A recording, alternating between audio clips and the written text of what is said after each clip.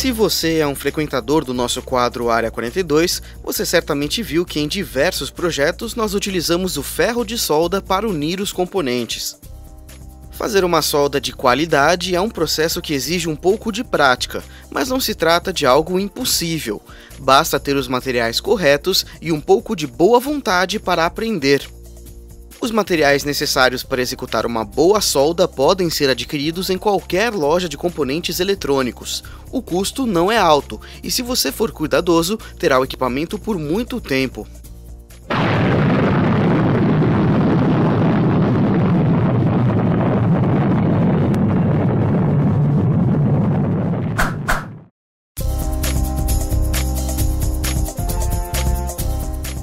Existem diversos modelos disponíveis no mercado, desde os mais simples até mesmo aos mais complexos e com mais recursos.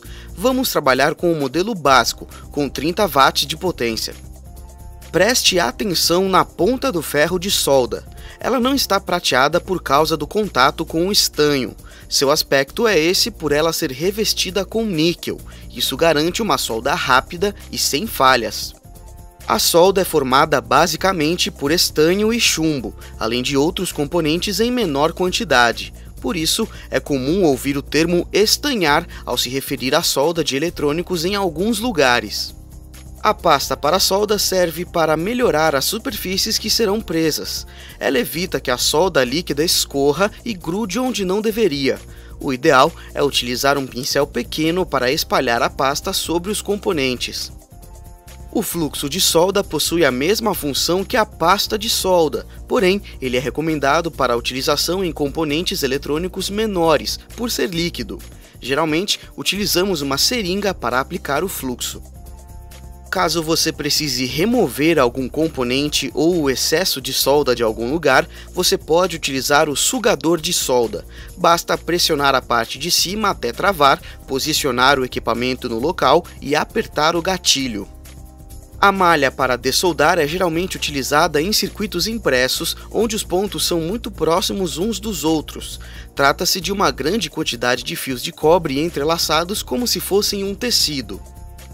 Você deve colocar a malha sobre a solda a ser removida e aquecê-la com um ferro de solda. Para garantir que a solda seja bem executada e também a manutenção do equipamento, você deve manter a ponta do ferro sempre limpa. Para fazer isso, algumas pessoas utilizam uma lixa. Entretanto, isso não é recomendado, pois remove a cobertura de níquel da ponta da ferramenta, causando danos irreparáveis.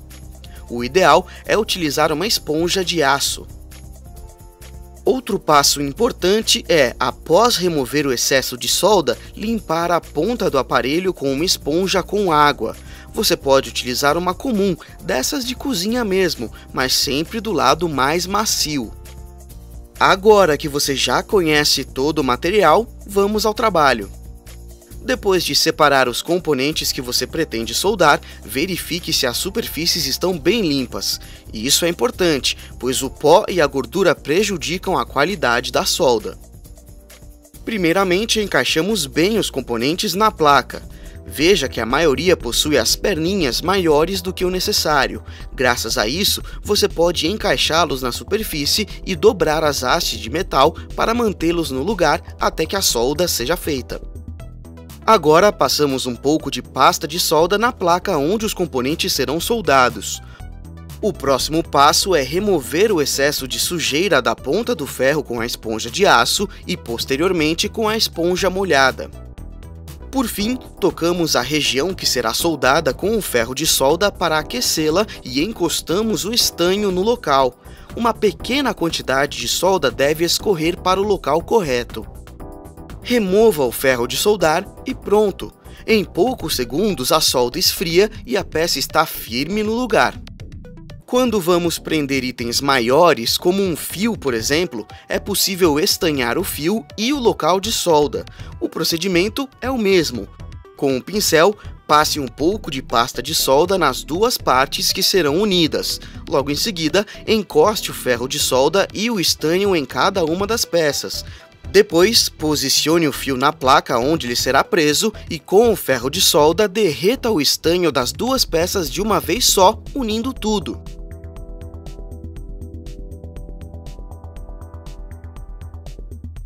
Veja quando tentamos arrancar o fio.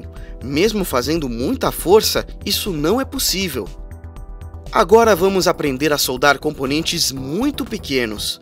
Perceba que esse chip possui os contatos todos muito próximos uns dos outros. A pasta de solda cobriria todo ele, podendo prejudicar o seu funcionamento. Portanto, vamos utilizar o fluxo de solda. O procedimento é similar ao anterior. Estanhamos o fio, o posicionamos sobre a perninha do chip e com o ferro de solda derretemos o estanho, unindo as duas peças.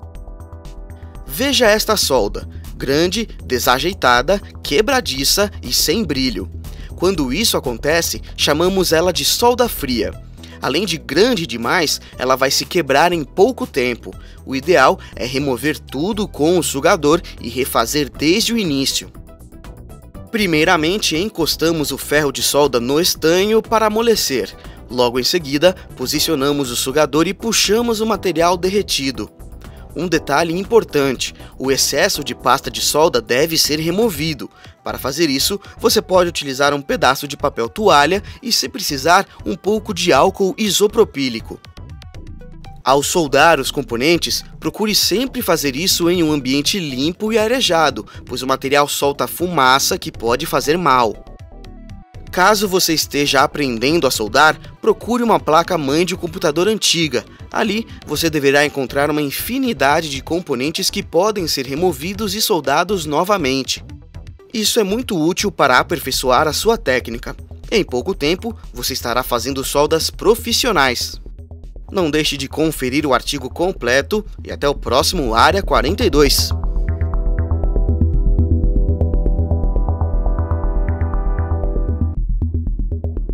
Ei, não se esqueça de clicar no botão para se inscrever em nosso canal.